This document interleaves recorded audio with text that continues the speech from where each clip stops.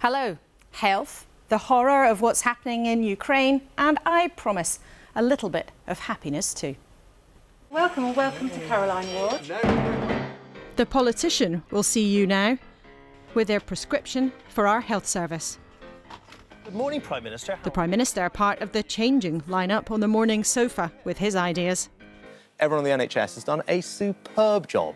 They deserve enormous praise. Compared to where we were in the winter, we're making real progress. So you're being clear. Trying not to be distracted by the never-ending drama around his old boss. Mr Johnson, will you be further embarrassed by your WhatsApp messages during lockdown? But with pressure on staff, the state of some wards and strikes, Keir Starmer claimed the NHS won't survive another Tory government. At the next election, the NHS is on the line. Yet when it comes to the crunch, are Labour's plans really that different at all? So we have one big question this morning. Are our politicians really getting to grips with the NHS? We'll ask the man who should be able to tell us, the Health Secretary, Steve Barclay. When will Russia start telling the truth about what is happening in Ukraine? With warnings of a new offensive, Russia's ambassador talks about escalation. It's a big idealistic mistake to think that Ukraine may prevail, which Russia is 16 times bigger than Ukraine. We have enormous resources, and we hasn't just started yet to act very seriously. And the man who says Labour can get the long-term sick back to work, Jonathan Ashworth, will be with us too. And with ITV in meltdown, we'll talk to the former Culture Secretary and now TV presenter herself, Nadine Dorries. And with me at the panel, one of Vladimir Putin's arch critics, Bill Browder. Vivek Trivedi, who will lead junior doctors out on strike from the British Medical Association. And as the Chancellor suggests a recession could be worth it to get inflation down, the boss of one of the country's leading business groups, Siobhan Haviland from the British Chambers of Commerce.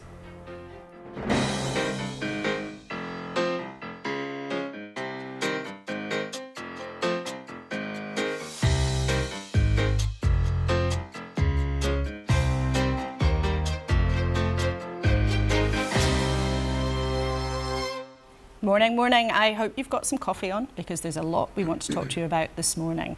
The NHS in a few minutes, but first let's look at the front pages. And the fallout from Philip Schofield admitting an affair with a younger colleague at This Morning is on the front page of the Mail on Sunday and The Sun on Sunday. Holly Willoughby saying she was lied to. BBC News is leading this morning on another night of drone attacks on the Ukrainian capital, Kyiv. We'll talk about Ukraine later in the show. And The Independent has a story that I think might get tongues wagging, claiming Tory MPs have claimed they're driving fines on expenses. And The Telegraph has a story saying the Prime Minister has asked supermarkets to cap the basic food prices. Welcome to all of you this morning. Siobhan, let's go straight to that. A Conservative government trying to cap food prices. Would that work? So, let's think about what businesses have faced over the last year and a half. We estimate probably about 20 to 25% input inflation with 10% output inflation. So they are absorbing a huge amount of costs into their bottom line. Supermarkets working on very, very tight margins. So it's not like anyone's taking, no one's profiteering. It's great to see them getting around the table with government to find new ways that we can help consumers. That's a good thing. Obviously, we'll wait to see the detail. We have to bear in mind that there are smaller retailers for whom this will be even harder from a margin point of view. So we have to keep them in mind too. So small businesses actually might get squeezed out. If the big boys can afford to drop prices further, small businesses might be in real trouble. Well, 80% of our economy is small and medium-sized enterprises. Slightly different in the retail sector, of course, which, has a lot more bigger businesses. But we just need to make sure they're all taken into account.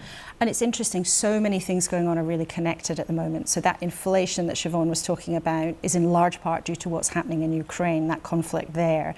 It feels like a big moment is coming, potentially. Ukraine talking about escalation, Bill, doesn't it? Yeah, well, here we are. There was going to be the spring offensive. It hasn't happened yet because they're waiting for the weapons to come in. The Ukrainians have been supplied with an enormous amount of tanks and artillery and so on.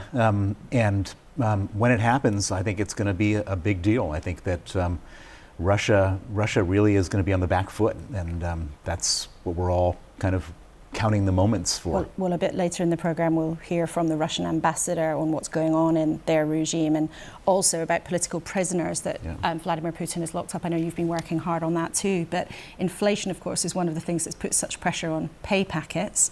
Now, junior doctors are locked in a dispute with the government. What would you want to hear from Steve Barclay? I would want to put forward to Mr. Barclay that, despite weeks of intensive negotiations, does he understand why the 5% pay uplift that was offered to doctors would frustrate doctors on a background of a more than 26% real terms pay cut over the last 15 years, which doesn't even account the most recent financial year? And what would he plan to do to address this undervaluing of NHS staff affecting morale? OK, well, we will put that to him, as well as some other subjects. All three of you, thank you very much for now. And we've already been hearing from you in the last couple of days about your experiences of the NHS. You do keep getting in touch with us. As ever, you can email kuenssberg@bbc.co.uk or use the hashtag #BBCLauraK. Or if you're one of those people who likes to look at two screens at the same time, you can follow our conversation on the BBC Live page. The address is there for you. And the NHS is always the subject of political battles and bust-ups. In the last week, we've had both the main parties claim they're the ones who will shake things up. Wes Streeting from Labour was pushing his plans last week, and the Health Secretary's in the red chair this morning. Welcome to you, Steve Barclay. Hi. First of all, let's have a look at this. We've got some pictures here. King's Lynn Hospital in Norfolk, where they're using things to prop up the roof. St Helier Hospital in Sutton, where they've got buckets with leaks coming down. We've heard about hundreds of sewage leaks into hospitals in England in the last few days. You've been in charge for 13 years. How have you let it get this bad? Well, we announced on Thursday over 20 billion of investment into our new hospitals programme, including at places like King's Lynn, a full rebuild of those hospitals. That is what NHS leaders had asked us to do. It's the biggest ever investment into the NHS estate. So we are responding to the challenges of the RAC hospitals. They do need to be replaced by 2030. And that's exactly what we're doing. And we're committed to 40 new hospitals by 2030. That is the biggest capital investment the NHS will have seen. And we set out the details of that in the House on Thursday. You have there repeated the claim that the government is building 40 new hospitals. Now, before we do anything else, I just want you to be completely straight with viewers. There are not 40 brand new hospitals being built, because that description includes new wings for some hospitals, refurbishments for others. It does include some new hospitals, but let's be completely honest, Steve Barclay. I'm sure you're a politician who likes people to think they can believe everything you say. You are not building 40 brand new hospitals, are you? Well, it's in line with the announcement that was made in 2020. That's what the manifesto said was 40 new hospitals. That is what we committed to in the House on Thursday. Over £20 billion on the investment to do so. And you're right, places like King's Lynn, which are propped up, I've been to visit it, I've seen firsthand the challenges there. And it's a hugely positive message for NHS staff, for patients and for the wider population in areas like King's Lynn, Bury St Edmunds, Huntingdon, and the 7 areas where the RAC hospitals are being prioritised. Before we move on, I really want you to be straight about this. Because for a normal person, building a new wing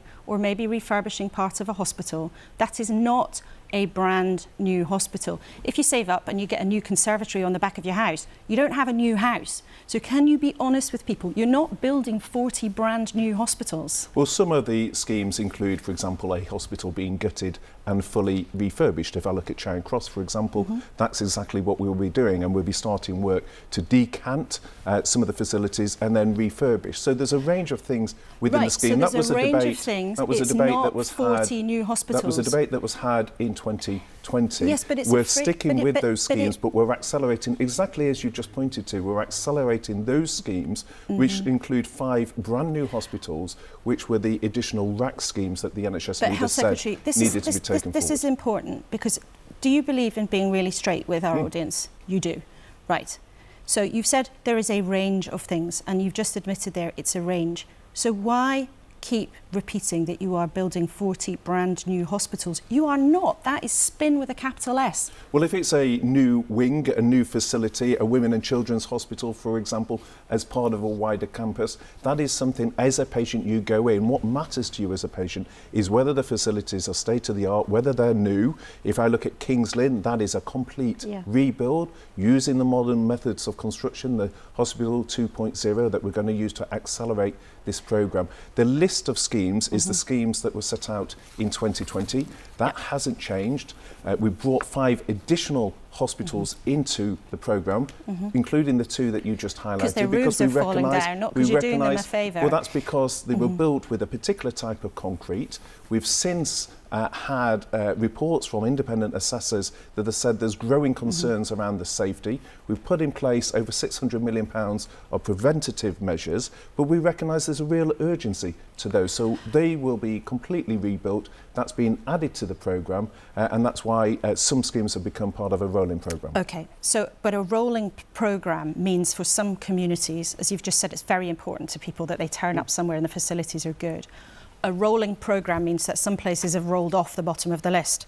So some projects that won't be done by 2030, North Devon, East Sussex, Hampshire, Nottingham, Queen's Medical there, Lancaster and Preston, and let's take St Mary's in London. Huge, big, important hospital. They don't know now when the work's going to be done.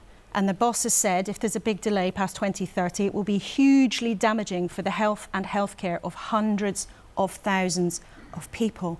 This is a story of really long delays at which patients are going to suffer. How can you justify it? We need to differentiate between when schemes are starting and when they're completing. And you just challenged me in terms of honesty.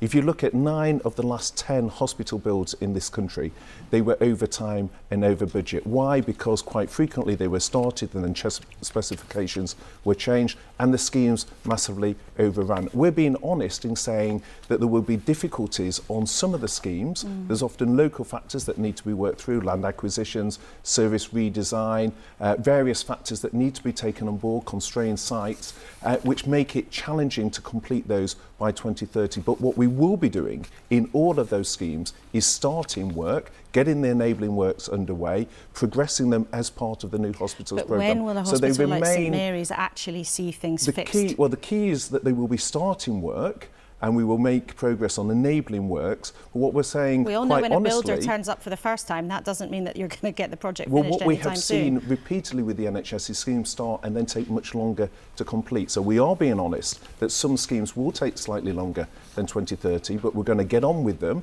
They're still part of the programme, they're still going to be funded, work on them will start, but we're also recognising the 2 that you picked out, where with the RAC hospitals, as they're known, there is an immediate issue. We've recognised that, we've brought those into the programme, and that's a hugely positive message for staff, well, some for patients people might say it's not a positive hospitals. Message, it's actually what you've got no choice about because the roofs are falling in. But anyway, we've talked in detail about that, and thank you for clarifying that it's a range of building, not 40 brand new hospitals. There's also a profound problem with delay in the NHS about caring for our elderly and the most vulnerable people in society. Now, we talked about it the last time you were here in November. You vowed to get that sorted, and at that point there were 13,500 people in hospital in England who could have been cared for at home if there was support available to them in the community. Now, we've checked the latest figures that are available. It's still at 12,500. So 6 months on, past the worst of the winter, you've barely made a dent in that. Why not? Well, we've invested in it. We have announced the extra 250 million in January as part of our urgent emergency recovery programme. That number has come down from its peak, but it is challenging. We've seen more complex cases coming into hospital. There are challenges in terms of getting that discharge, which is so important to getting flow into our hospitals. That relieves the pressure on emergency departments. In turn, that relieves the pressure on ambulance handovers. So when will we see the social care plan from the government? Well, we made announcements in terms of staffing with the plan that we put out last month, an extra 250 million of investment in skills within care. There was more investment into social care at the autumn statement, up to 7.5 billion. One of the key things that the Chancellor prioritised in the autumn statement, along with the 6.6 billion will we see the social of funding. care plan from from the into the Conservatives NHS. to reform the system as Boris Johnson Well, wanted to. Will we see that this side of the election? I just touched on the fact that last month alone we put some additional investment into skills within the care sector, looking at the professional qualifications, how we improve retention. So we are working on that with local authorities. But you're right, discharge is a key challenge within hospitals. That's why we've got the urgent and emergency care recovery plan. We have seen ambulance handover delays come down. Response to Cat 2s are now below 30 minutes, which is marked progress from where they were in January. So the plan is working, but I recognise there is more to do. There's still a big problem, and no confirmation then of when we'll see the social care plan, if it will be this side of the election. But you mentioned staffing there, which for a lot of people who understand the health service say it's absolutely fundamental to a lot of the problems that there are at the moment. Vivek Trivedi, the junior doctors leader, is here. We heard what he said a few minutes ago, really challenging you on how you are going to sort this out. Now, are you going to budge so that they call off their strikes? Well, we have had a number of weeks of negotiations with the junior doctors, but what is striking is their refusal to move from their demand for a 35% pay rise. And in fact, in the course of the negotiations, it increased to 49% if you include 24-25. Now, in response to taking a constructive approach to the negotiations, the BMA themselves asked if we would bring in an intermediate figure, a very respected NHS leader, Cathy McLean. That's what we did. But notwithstanding her involvement and the talks that we have had, the offer we put on the table in line with the offer that the NHS Staff Council has received, recognising the value of junior doctors, they've refused to move from the 35%. Okay. And I don't think that is a fair and reasonable demand for them to take, but we want to engage with them. We have been doing, and it's the junior doctors that walked away from those negotiations by calling strikes. Well, Vivek, the Health Secretary says the ball's in your court, you're being unreasonable. I would say a 5% pay uplift this year would still amount to a massive real terms pay cut. It would only further the pay erosion that doctors have had to face over the last 15 years. And so an offer which does not reverse that trajectory would not be fair or reasonable, given that we've seen time and time again what impact erosion has on pay, on the erosion of pay has on doctors' morale and retention, and ultimately it's driving doctors away. So we need to do something to prevent this from So he's pretty furthering. clear. You need to budge in order to stop this. They haven't moved from 35%. That's the key. There needs, Laura, to be movement on all sides. So you won't move if they do? We have moved as a government from where we were with the pay review body recommendations to the offer we made. That offer is part of a wider discussion. There's a range of other things that the BMA have tabled alongside pay that they wish to discuss, and we're ready to engage with them. But the key point is that the BMA Junior Doctors Committee have refused to move from their demand for a 35% pay rise, and that has been the key issue that's caused And we'll pick that up with Vivek in a few minutes' time. But there are other issues at root here, though, about working quality, the standard of the conditions that people have to work in. And as Vivek said, doctors are walking away. There are terrible shortages in the NHS. What are you doing about that? If you're locked in these disputes, you're still in dispute with the Royal College of Nursing, you're in dispute with the junior doctors, doesn't that also say something about your attitude towards the professions? Well, we're investing more in our NHS. The Autumn Statement set that out. We're hugely valued. And I think everyone recognises the pressure that junior doctors have been under with the pandemic and the continuing pressures from an older population. They want that recognised with more pay, as do the nurses. And that is why we've increased the number of medical undergraduates. We increased that by 25%. We've got more people applying for medical courses now than ever before, and more for medical degrees compared to any other specialties. So we've got more people applying. We're increasing the number. We're opening up new routes, such as medical apprenticeships, and we want to engage on a wider package, not just on pay, but the other issues that we know are impacting on junior doctor It's interesting you mention all of those plans for staffing. Will we finally see the workforce plan for the NHS next month? Well, the government has said it's committed to a long-term workforce plan. Yes, you said that since 2017. Is it coming next month or not? Well, actually, in the Autumn Statement that the Chancellor set out, the commitment to bring forward the long-term workforce plan. We've said that we will do that shortly. A huge amount of work is going on within government on how we grow our domestic workforce, because we recognise that the medical profession has been under huge pressure with the pandemic, with the growing strains, not just here, but if you look across the UK. And we are making significant progress within England. If you look at our long-term waits, our 18-month waits, in England we got below 11,000 at the end of March. In Wales it was around 74,000. We almost eliminated our 2-year waits in the summer below 2,000. In Wales they were at 32,000. So in England we are making significant progress, know that you said but we need to grow for the workforce. We need to grow our domestic workforce, and the long-term plan will set that out. We'll set that out shortly, I know that you said. Just as we come to an end, I want to ask you about something else. What's a Conservative government doing telling supermarkets to fix their prices? It's like price controls, isn't it? That's not my understanding. My understanding is that the government is working constructively with supermarkets as to how we address the very real concerns around food inflation and the cost of living, and doing so in a way that is also very mindful to the impact on suppliers. Because I think we've got to be cited on the fact that many suppliers, often very small businesses, family-run businesses themselves, are under significant pressure from increased costs. And have any of the supermarkets yet signed up to this idea of having price caps on basic items? Well, my understanding based on the discussions last night is this is about having constructive discussions with supermarkets about how we work together, not about any element of compulsion. But it's also being very cited on the impact of suppliers and making sure we protect suppliers who themselves face considerable pressures. OK, Steve Barclay, thank you very much indeed for coming in for our discussion with our viewers this morning. Thank you. Great to have you here. Now, you might remember in our very first programme in September, we went to speak to Olena Zelensky, the First Lady of Ukraine. And we are determined to follow what's going on with the conflict, which now seems to be moving into a different phase, more than a year in. Ukraine says it's about to start a new offensive, but there are signs too of discontent on the Russian side. One of President Putin's staunchest supporters, at least he was, is Yevgeny Prigozhin. He's the leader of the mercenary group Wagner that's been doing much of the fighting, particularly around Bakhmut. And he's blasted Russian ministers, accusing them of costing his men their lives. But he also said, we are in such a condition that we could lose Russia. So will Putin's regime acknowledge their difficulties, tell the truth about what is going on? I went to Billionaires Row in London to ask the Russian ambassador here, what did he make of that warning? He is a free man, he is a free person, he is commenting on what is happening in Bakhmut or Artyomovsk, how the battle has gone. But actually, I don't think that he is very much wrong, because the threat that existed for us on the eve of the military operation or special military operation that has started in Ukraine was really the danger that very serious danger presented to the existence of our state.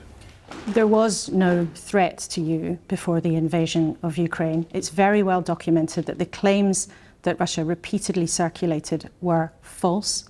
Those are baseless claims. There was no widespread evidence of that. You do not say the word false or lie or something like that, because this is not true.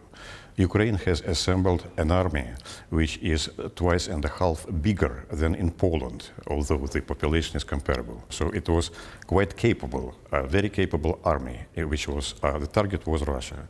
And when we have heard about the nuclear weapon, possible acquisition of nuclear weapon by Ukraine, that was a real threat. Ambassador, there is no concrete evidence that those claims are true. And I'm asking you this afternoon about what is happening in this conflict right now. Mr. Prigozhin, one of Putin's staunchest allies, suggested there is a risk of losing Russia because of what is happening right now. Do you disagree? Not anymore. I do not support this statement, which probably is taken out of context. I'm not sure about, I haven't heard him saying this or commenting it that way. And I do believe that we have prevented already anything like that by action. Let's talk about how the war has been conducted. There has been an attack on a hospital in Dnipro. Our colleagues at BBC Verify have checked. A missile has fallen onto the hospital. Civilians have died. A 6-year-old and a 3-year-old boy are among those who have been hurt. How can you justify an attack like that on civilians, on a hospital? The problem is that the shooting is going on for 9 years. And every day shooting is going on Lugansk, Donetsk, and all of that. The day before yesterday, kindergarten was destroyed. The day before that, a bus with civilian person was totally burned by American weapons. But nothing is in your press about that. The United Nations, which is an organization of which Russia is a member, reported in March having taken extensive evidence that Russia had committed willful killings, rape, torture, the transfer and deportation of children. The world saw the attack on the theatre in Mariupol.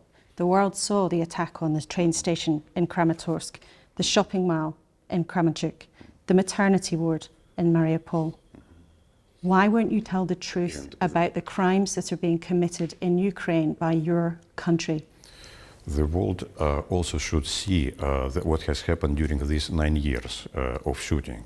Jeffrey Sachs yesterday has made a very good comment. He has said that shooting has started not in February 2022. Shooting has started in 2014 with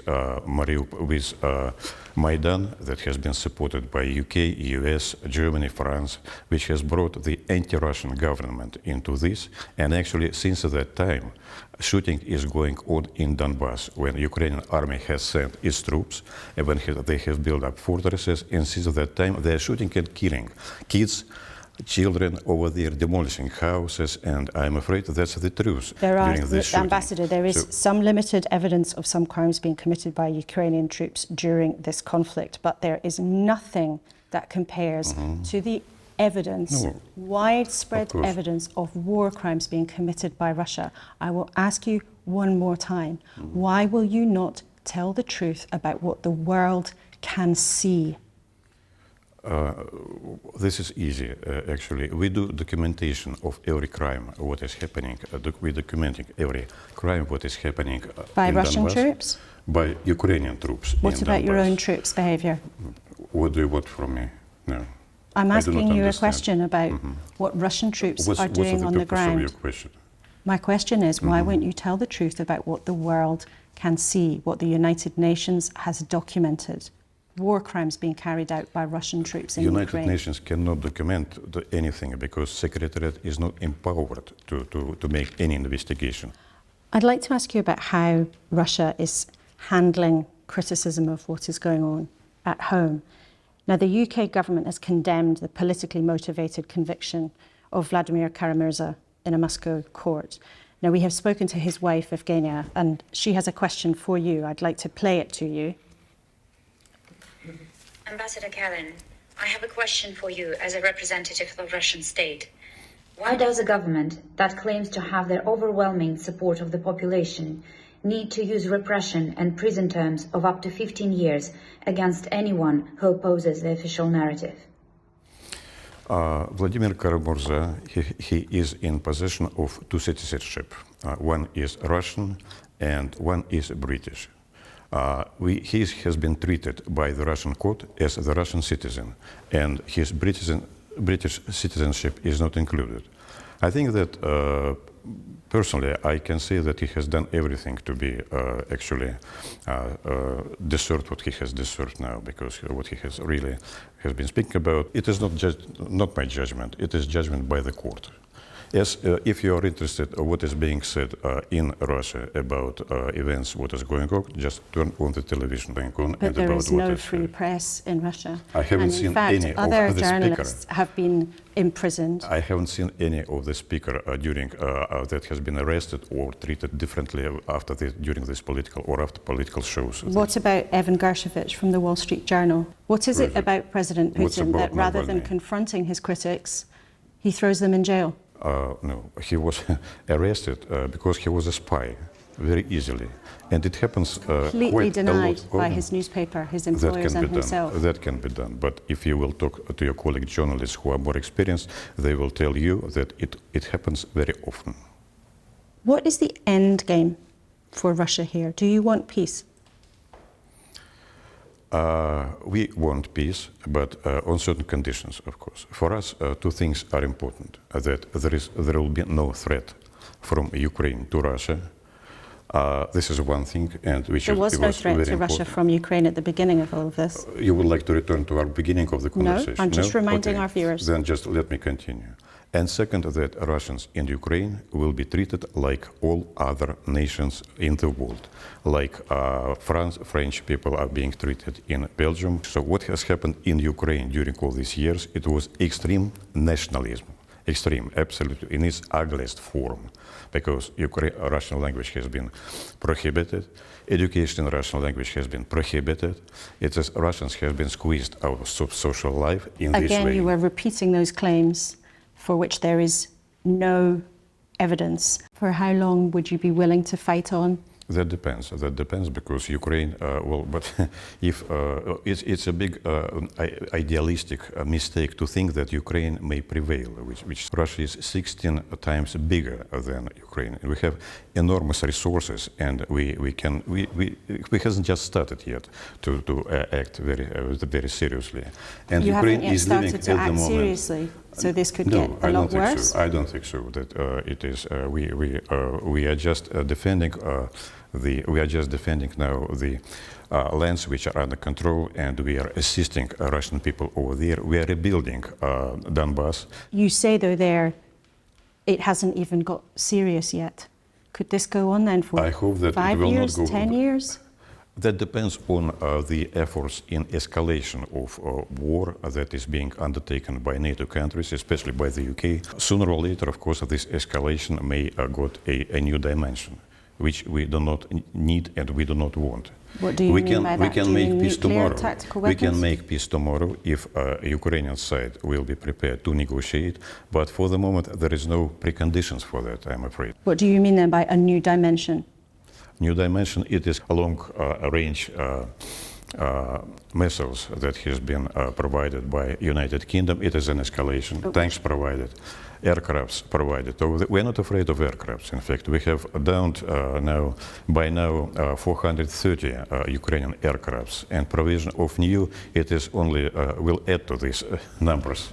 Just finally, Ambassador, it's remarkable speaking to you this afternoon that you are happy to repeat claims that have been disproven. You are happy to try to deflect questions.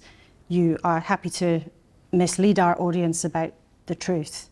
Maybe you're even lying to yourself about what is really going on. I just wonder, Russia has unleashed a Laura, terrible conflict that is hurting its own people as well as Ukrainians. I think I have told you, if you will try to offend me once again, we will just stop this interview. I'm not trying to offend you. I have a final question. What has happened in Ukraine for Russians and for Ukrainians has been terrible. How long is it before you look for a way out? You're trying to tell me that I am misleading. I am not misleading you. I am just telling you our side of the story, which is never appearing in your newspapers, but it is appearing in other media. And if you are really and should be an unbiased journalist, this is a new CV and this job description, as I say, then you should learn both sides of the story. This is not about both sides of the story. This is about the truth. Story always. And I want has you to give us sides. your final answer. How long before you stop denying the reality of what is going on and look for a way out so that peace can come? Okay, you can stop it tomorrow if you will stop, as Minister of Defense of Germany has said the day before yesterday, I guess, in the Parliament, that if we will stop supplying weapons to Ukraine, it will be stopped the day after tomorrow. That's it. Is it funny? That is funny, yes, of course. It's not very funny, but he's just said the truth. If supplies of weapons will be stopped, then it will all be finished the day after tomorrow. Please stop it. Okay, good. People in Ukraine might rather wish that Russia would stop it. If people in Ukraine will stop to support nationalists, if they will decide finally to change the course which their nationalistic government has taken, and if they will realize that the best way is to live in peace with the neighbors, and we should take care of each other, and we should also take into account interests of each other, and not the way Washington is living right now, either it is better to formulate my way or no way. The Russian ambassador talking to me there. Let's go straight to you, Bill, because you've been following this for many, many years, and as a prominent activist who's been fighting against President Putin. It was surreal to talk to the Russian ambassador. I think some of our viewers might even find it grotesque to hear some of the things he was saying there. But what's your take on what is really happening inside the regime at the moment? Well, they're failing. They're failing miserably. The corruption inside Russia has hollowed out their military. Their supposed strong force failed at every step. They've lost hundreds of thousands of soldiers. They've lost huge amounts of equipment. As he said, Ukraine is a small country compared to Russia, and they're being completely decimated by this small country. And it was very painful to watch that interview because everything he said was a lie. They're lying to themselves, they're lying to the West. And it's going to be difficult and painful for them when Ukraine finally launches their counteroffensive. And what about, though, that internal dissent? I know you're close to the case of Vladimir Kara-Murza. We played the ambassador a question from his wife. What is going on with that internal repression of criticism? So Russia used to be an authoritarian regime. Now it's turned into a totalitarian regime. It's like North Korea. You can't even hold up an empty sign with nothing on it on Red Square without being arrested and sent to jail. Vladimir Kara-Murza, my friend, his wife was there talking about his 25-year sentence. His 25-year sentence was for him criticizing Putin for human rights abuse. 25 years going to jail for criticizing the government. It shows that there's just so much sensitivity that nobody can say a word inside Russia. Putin is so afraid of his own people. And so when people say that Putin is popular, he's not popular anymore. There's no way you can be popular when everybody has lost friends, relatives, etc. in the war. You can't be popular when you can't travel, you can't use Netflix, you can't use your credit card. And so now it's just a question of hardcore repression and how long they're able to do that repression before people say enough is enough. And we've seen this, like this Prigozhin guy. He's saying enough is, he's a monster himself, but he's saying enough is enough because they're not getting their weapons. Other people are saying enough is enough. There's now a group of people crossing the border. There's a suggestion that there could be a threat to Putin. Is there a threat to Putin's ability to hang on in power right now? I think there always has been a threat, which is why he becomes more and more strident, arresting more and more people. I think he started this war as a war of distraction. I think he started this war not because of NATO or not because of all this nonsense that the ambassador was saying in the interview. He started this war because he was afraid that the Russian people were going to rise up against him. A good war gets everybody turned against a foreign enemy. Okay, and there is, of course, the impact in Russia and in Ukraine in all sorts of appalling ways. But Siobhan, for more than a year now, our economy is being hit in all sorts of ways because of the disruption from the conflict. For businesses at the moment, how tough is it? Have we got used in a way to saying, oh, well, it's difficult for business because of high inflation? What are your members telling you? So remember, we were coming out of COVID when we started to see increasing prices of raw materials, difficulty getting people, supply issues, the war in Ukraine, eye-watering increases in energy costs, like for businesses 200, 300, 400%. Because remember, businesses... 400%. Yeah, businesses don't have a price cap like consumers do. And a lot of small businesses just, buy energy like consumers do. So, huge on cost for business. It's been really, really hard for them to keep going. So it got better over the winter. Obviously, the energy support from government was hugely welcome. That's mainly gone. Businesses are adjusting. They do adjust, but it's been really hard work. And inflation is still, so high, even though there are signs of it coming down. Core inflation is still up there. I must ask you, as you're here, it was reported that the Bank of England Governor, Andrew Bailey, said to you a while ago, oh, don't worry about inflation, it'll sort itself out. Is that true? We did talk to the governor about it early on. And what we said is, you're hearing it here first, Governor, we're the canary in the mine. But remember, we were just coming out of COVID at the time. It had been really painful. And the governor, you know, he had to wait and see for a little while. Okay. So some of his critics say he maybe waited to see for a bit too long. But anyway, I'm sure that Bank of England would dispute that. Let's talk about the NHS then. So when we were talking to Steve Barclay, you were busy sending us in your emails. One of you wrote to say her elderly father had been stuck in an East Surrey hospital for 8 months waiting for a referral to a rehabilitation centre in the community. They said they're desperate for help. Somebody else has been told that they've got a 2-month wait for a consultant, so they'll be waiting in pain till then, and the situation is intolerable. Now, Vivek, while all of this is going on, it's so well documented. In a way, how can junior doctors who go into the profession to care for people walk out of the wards when members of the public and patients are suffering like this?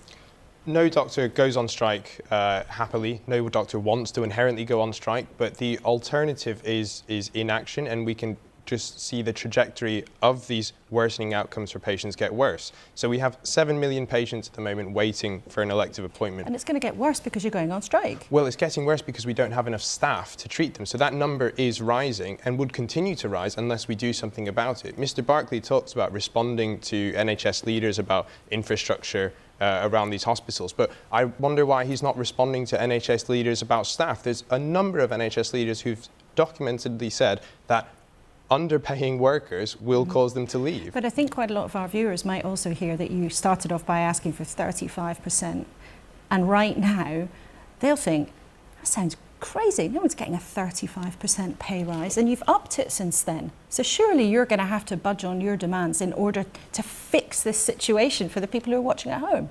So we've been very consistent in what we're wanting, and that's to restore the pay that doctors have lost over the last 15 years. So we came to the government with a variety of proposals, trying to be flexible and creative to see what might work. The government suggested looking at deals which encompass a number of years, and they themselves suggested looking forwards into the future. Of course, that would account for further inflation and further pay erosion. But will you budge from that demand? To restore our pay. So what we're wanting to do is to be clear with viewers, pay. what you want to do is restore it because of, you know, cuts over the years, or real terms cuts over the years. But the question now, in terms of trying to fix this, you heard the Health Secretary say you have to budge from your demand if there's a way through. Will you reduce your demands so that patients don't suffer the impact of strikes? Well, that's exactly what we've been trying to do. We were trying to negotiate and come up with ways to do this, but it was clear that after the government offered us their 5%, despite us going back, being creative and coming back to them, they were the ones unwilling to budge. And that 5% amounts to a doctor who's now earning £14.09 an hour to earn £14.79 an hour. That's simply not going to be enough to keep them here, to be continuing to care for our population. Being clear, are you still asking them for a 45% pay rise? So that 45%, that 49, which Mr. Barclay talks about, was for future years. So that was not for this year. That's not what we talked about. So what exactly are you asking for now, briefly? We're to restore our pay, which is roughly 35% up to April 2022. And you're sticking with that. OK, all three of you, thank you very much for now. We'll be back with you for a little bit of cheer at the end of the programme, because I promised you all something cheery at the end. But let's go back to the front pages, splashed with the disgrace of Philip Schofield, admitting he'd had an affair with a much younger male colleague and then lied about it, although he said he didn't break the law. But for ITV, a huge British brand and institution, there are big questions about who else knew what was going on and when. Nadine Dorries was the Culture Secretary, and she's now turning her hand to a bit of TV presenting as well as carrying on being an MP for now. I spoke to her a bit earlier, and I asked her about her own experience of being on the This Morning sofa with Philip Schofield. It's never easy, you know, as you know, Laura, being interviewed as a politician by a presenter or a journalist. It's never an easy experience, but I just found him to be quite bullying in his attitude towards the co-host who was standing in for Holly Willoughby, and that made me feel more uncomfortable than answering the questions. When the camera was on me and I was talking, he started aggressively jabbing at the script with his hands so the pages were rattling, and the co-presenter looked terrified. And now we know more about what was going on behind the scenes, and Philip Schofield has admitted he had lied to his bosses, to his family, to his viewers about what was going on behind the scenes. There are suggestions even that This Morning could be axed. I mean, do you think that would be an appropriate response? So, Laura, I'm I wrote about this last week, and one of the points that I made was it will all come out in the wash. And it hasn't. The fact that Philip Schofield has made a rather grovelling apology to the Daily Mail in the form of an email, there seems to be this understanding that that's it now, everything will move on. And it's not the case, I'm afraid, because what it actually does is open up more questions as to what happened. We know that there were complaints lodged with ITV over a long period of time. What happened to those complaints? I think the editor of the programme, Martin Frizzell, has some questions to answer himself. And I'm afraid so does Holly Willoughby. And how did that young boy, so young, get a job at ITV? What were the processes that were involved? What was the safeguarding in place for someone who was so young at that age? What contact was first made? Who contacted who? ITV, though, say that when there were rumours of this relationship, they did investigate, but there were categoric denials, and presumably they then hoped that everybody would move on. Do you think, I mean, you're having a go at TV presenting these days. I'm a TV presenter. Do you think that presenters, somebody as big and as well known as Philip Schofield, actually just have too much power in the industry? So there's this thing, isn't there? There are men particularly, who have positions of authority or trust and power, kind of think they're above the law and above those standards that the rest of us are held by and held to. And I think there is absolutely an element of that which takes place. You talk there about men in power, Nadine Dorries, obviously with a very different set of circumstances. There's been rather a lot of rumpus about your old friend Boris Johnson and some of his behaviour when he was still in power. Complaints about what happened during the lockdown have been referred again to police this week. And his allies, they were claiming it's some sort of stitch-up. Isn't the suggestion that it's stitch-up just spin and nonsense? Oh, come on, Laura. It's anybody who thinks that just weeks before the Privileges Committee were about to announce their findings into the inquiry, that this just happened to be discovered and found and reported, I'm afraid it's for the birds. It's quite something to say, aha, it must have happened. It's quite something else to actually have evidence of that and make claims that the government has been acting inappropriately. The only people who are acting inappropriately and making false claims are those who have sent these diaries off to the police and off to the Privileges Committee just a few weeks before the Privileges Committee was about to report on its findings. Just lastly, there is also a rumpus about the number of people that Boris Johnson wants to send to the House of Lords. Are you still expecting to get a peerage? So I've never officially been told that is happening. Everybody else... Not officially. But the only thing I've seen is a leak to a newspaper, so I don't expect anything in this life, Laura. I'll just take whatever comes my way. OK, Nadine Dorries, thank you so much for speaking to us this morning. Nadine Dorries there. Now, as we've been discussing this morning, the NHS is never far from the top of voters' lists, so it's never very far from politicians' lips. We spoke to the Health Secretary a few minutes ago, Steve Barclay, and Labour's Jonathan Ashworth is here. Used to be the Shadow Health Secretary, is now the Shadow Work and Pensions Secretary. Good morning. Good morning. One thing's a bit striking in the last 7 days. This time last week, Wes Streeting, your colleague at Health for Labour, was talking about patient choice.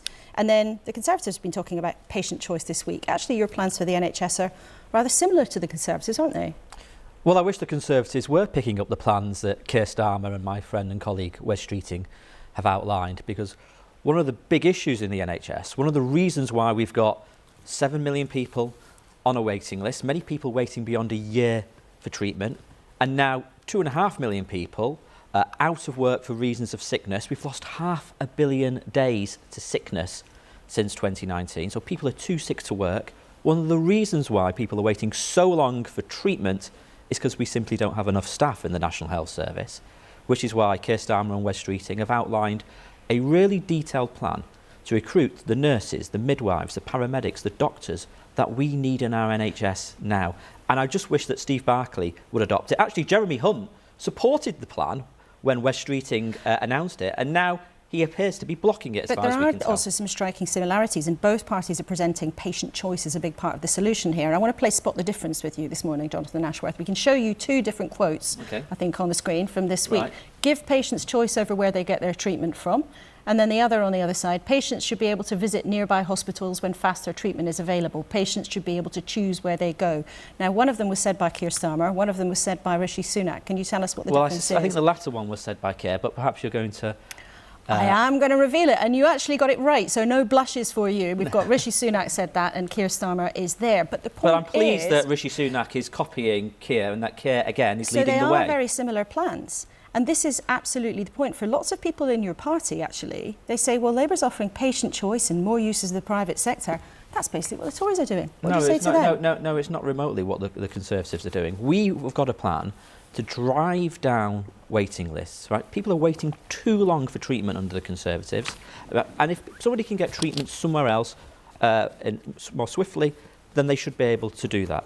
But the big difference between us and the Conservatives is we have a detailed plan to recruit the doctors, the nurses, the midwives, and so on for our National Health Service.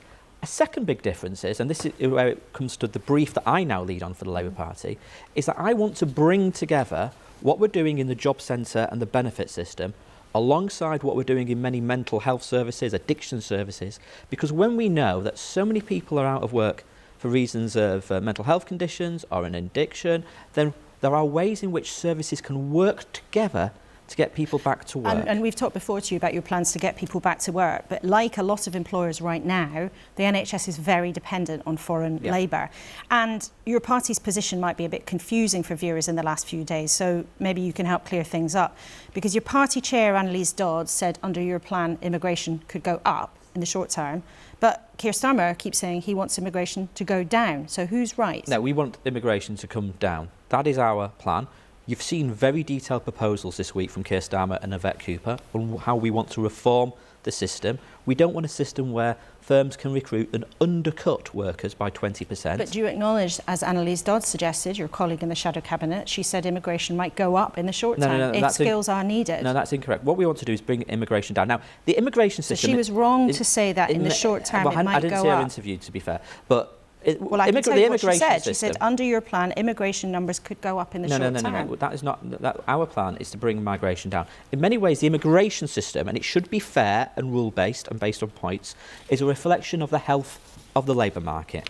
And the reason why immigration is at such high levels, 600,000 under the Conservatives, even though they promised to bring it right down, the reason for that is because we're not investing in reskilling and upskilling workers. We're not investing and reforming our welfare and job centre system to get people back into work. And that's what we will do. We'll fix the red tape and the bureaucracy in the apprenticeship levy. We'll fix and reform job centres and the welfare system to encourage people to move into work. Those things will take time. They may be laudable aims. The Conservatives would disagree with your plans, but they may be laudable aims for the Labour Party. But a lot of people on the left would like you to make a positive case for immigration and not see, as we've seen this morning in the Sun newspaper, Keir Starmer on one side of the paper saying that immigration should go down, and Suella Braverman, the Tory Home Secretary, saying on the other side immigration should go down. But you say they'll take time. We've got 1.3 million people unemployed. We've got 700,000 young people not in work, not in education or training. We've got hundreds of thousands of people who are sick or older workers over 50 who say if they were given support, they would try work. And you know what?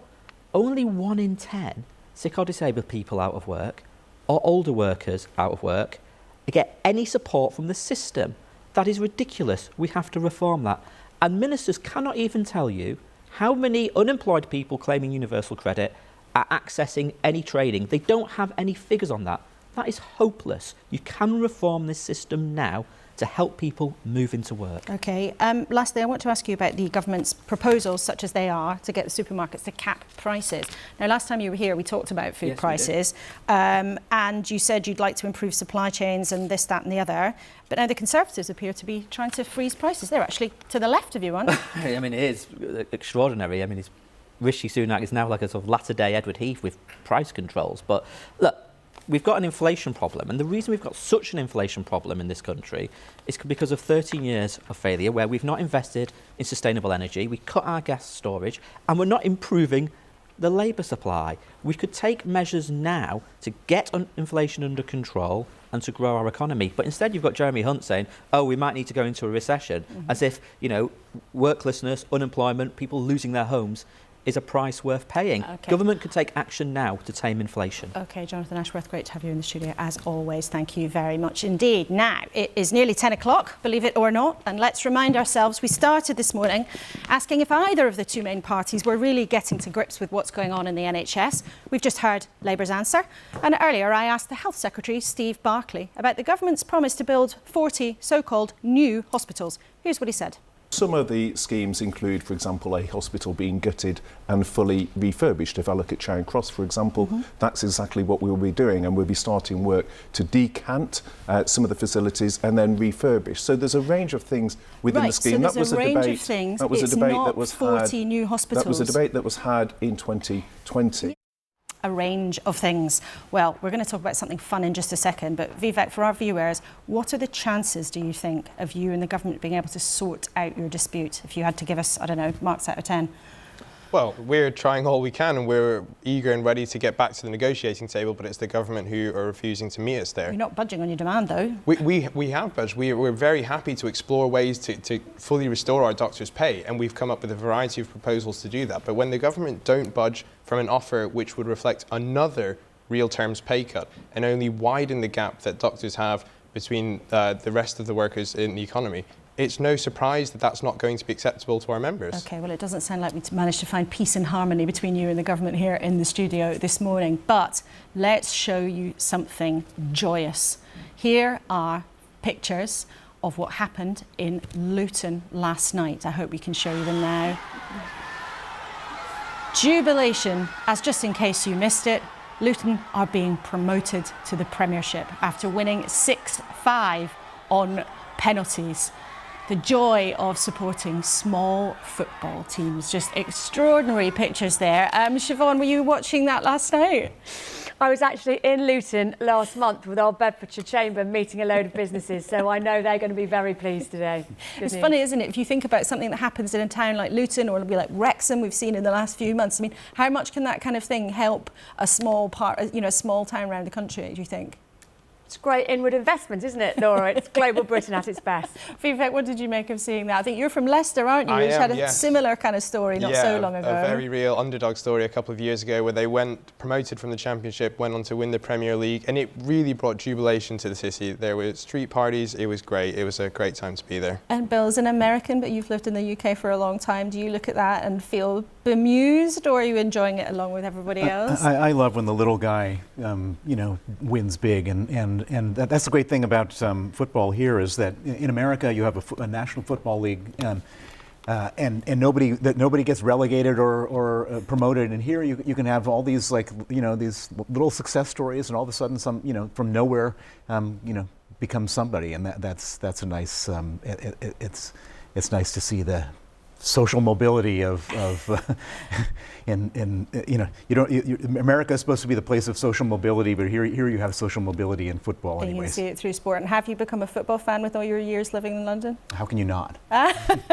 Okay, well, all three of you, thank you so much for joining us this morning and giving us your insights on such a wide range of things. But as we were saying, it's all connected somehow. What's happening in Ukraine affects the economy and inflation and then pay demands. So it's been great to hear you stitch it all together for us. Thank you so much.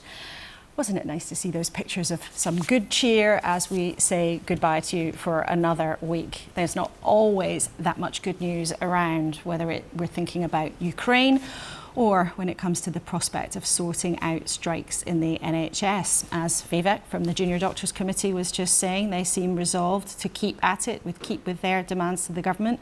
And the Nurses Union, of course, is still locked in dispute too, although some of the unions have agreed to the government's pay deal. All the while, the Conservatives and the Labour Party are vying to persuade you they're the ones with a proper plan for the health service's future. But I've said it before, and I'm afraid I will say it again, that until we see and understand more of what our political parties would do about caring for the elderly and vulnerable with social care, there will still be question marks about what they can really achieve.